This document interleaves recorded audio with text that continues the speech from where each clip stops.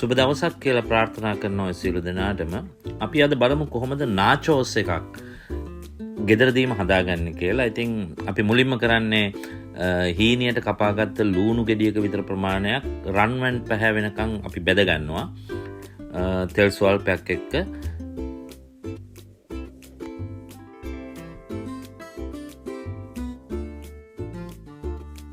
මේ බෙදෙන අතරවාරයේදී අපිට පුළුවන් මේකට බේ ලීෆ් එකක් ඇඩ් කරගන්න.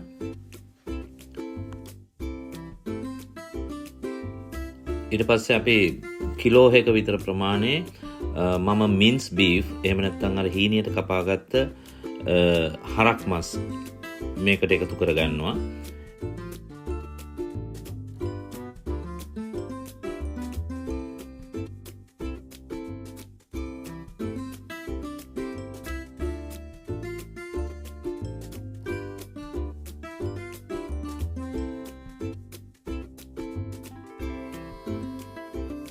දැන් අපි මේකට එකතු කරගන්නවා හොඳින් අඹරාගත්ත ගම්බිරිස් ස්වල්පයක්.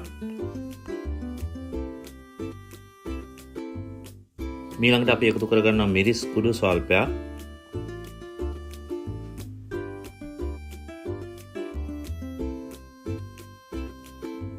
ලුණු ස්වල්පයක්.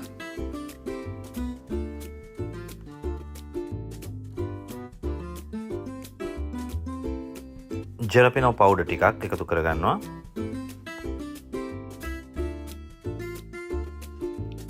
ඊට පස්සේ අපි මේ හොඳින් මිශ්‍ර කරගන්නවා.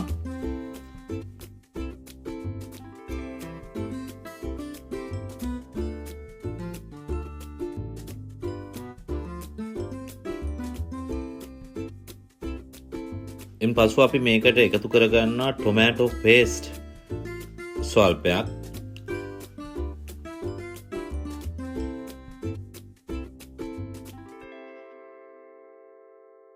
ඊට පස්ව අපි මේ හොඳින් මිශ්‍ර කරලා ගින්දර මදක් අඩු කරලා අපි මිනිත්තු 15ක 20ක ප්‍රමාණයක් මෙය මද ගින්නේ කුක් කරනවා.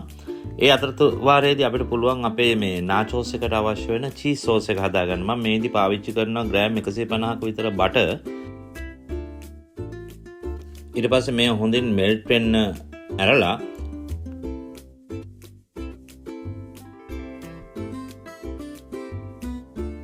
හොඳට මෙල්ට් වුණාට පස්සේ මම මේකට ඇඩ් කරගන්නවා ග්‍රෑම් 150ක් විතර පාන් පිටි. ඒ කියන්නේ මේස හැඳි 5ක විතර ප්‍රමාණයක්. ඊට පස්සේ මම මේක හොඳින් මිශ්‍ර කරගන්නවා. ඊට පස්සේ මම මේකට යොදා ගන්නවා මද රස්නයෙන් යුතු කිරි. ඔයගලන්ට මම අද පාවිච්චි කරන්නේ මේකට ෆ්‍රෙෂ් මිල්ක්. ඔයගලන්ට ෆ්‍රෙෂ් මිල්ක් නැත්නම් ඔයගලන්ට ගෙදර ඔය බොන පිටි කිරි හරි පාවිච්චි කරන්න පුළුවන්. ඊට පස්සේ මම මේක විස්ක් එක ආධාරයෙන් හොඳට මික්ස් කරගන්නවා. හොඳ ස්මූත් ටෙක්ස්චර් එකක් එන විදිහට මම මේක හොඳින් මික්ස් කරගන්නවා.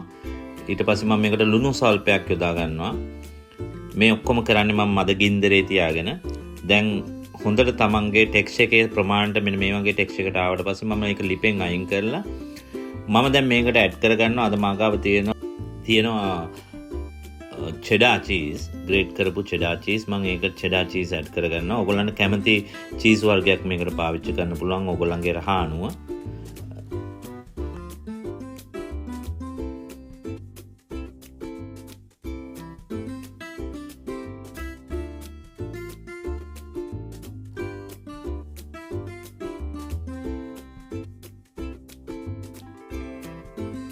අවසානයේ මෙන්න මේ වගේ ඔයාගේ ස්මූත් චීස් සෝස් එකක් ඇවිල්ලා තියෙන්න ඕනේ. ඉතින් අපි බලමු ඊට පස්සේ අපි මේකට ටොමැටෝ සල්සා එකක් හදා ගන්න ඕනේ. ඒකට අපිට අවශ්‍ය වෙන්නේ කියුකම්බර් ගෙඩියක්. ඊට පස්සේ අපි ඒකෙන් මැද අයින් කරලා මේ වගේ කුඩා කොටු වලට කපා ගන්නවා. මේ නාචෝස් කියන කෑම පිඟාන ඇත්තටම මේ ලෝකෙට හඳුන්වලා දුන්නේ 1943 පමණ කාලෙදී මෙක්සිකෝවේ තිබිලා තියෙන කුඩා නගරයක් පියද්‍රාස් නේග්‍රාස් කියලා. ඒකේ ඉඳලා තියෙන පොඩි අවන්හලක් තිබිලා තියෙන. ඒකේ ෂෙෆ් කෙනෙක් ඉඳලා තියෙන. ඒ ෂෙෆ්ගේ නම ඉන්නාසියෝ අනායා කියලා. එයා දවසක් රෙස්ටොරන්ට් එක වැහුවට පස්සේ කට්ටියක් ඇවිල්ලා තියෙන ගෲප් එකක්. ඉතින් ඒගොල්ලන්ට කන්න දෙන්න දෙයක් නැති කමට එයා ගාව තිබිලා තියෙන ටෝටිලා වගේ. ඒ ටෝටිලා ටික එයා කපලා තෙලේ බැදලා ඒකට උඩින් එයා ගාව තිබුණ චීස් සෝස් එකකුයි හැලපිනෝස් ටිකුයි දාලා දුන්නා. ඒක තමයි පළවෙනියෙන්ම නාචෝස් ඩිෂ් එක කියලා හඳුන්වලා දීලා තියෙන්නේ. ඉතින් මං හිතනවා මේ කාරණාවත් ඕගොල්ලන්ට වැදගත් වෙයි කියලා මේ අතරතුරේදී.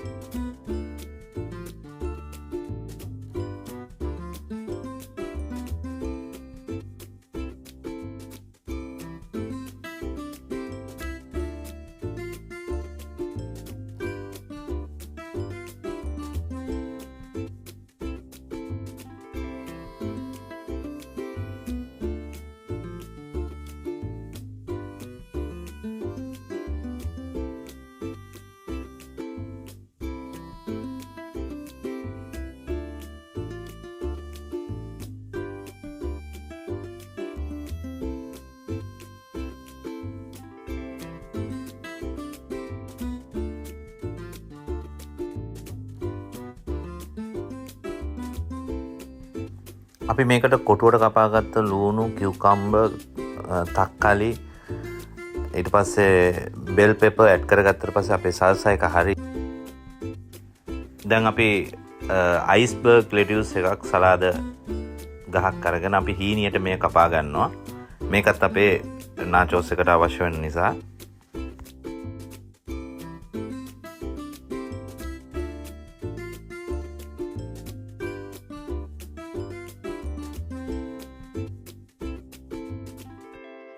අපිට මේ සලාද කොළ ටිකත් එක්කම දැන් අපේ මේ නාචෝස් එකට අවශ්‍ය සියලු දේවල් අපි එක්රැස් කරගෙන තියෙන්නේ. අපි බලමු කොහොමද නාචෝස් ප්ලේට් එකක් අපි අරේන්ජ් කරගන්නේ කියලා. මුලින්ම අපි පිඟානකට කෝන් චිප්ස් මේ ආකාරයට අපි සකසා ගන්නවා. ඊට පස්සෙ අපි මේ කෝන් චිප්ස් උඩින් අපි පෙරදි සකසාගත් අර මස් මිශ්‍රණය අපි මේ විදිහට යොදා ගන්නවා.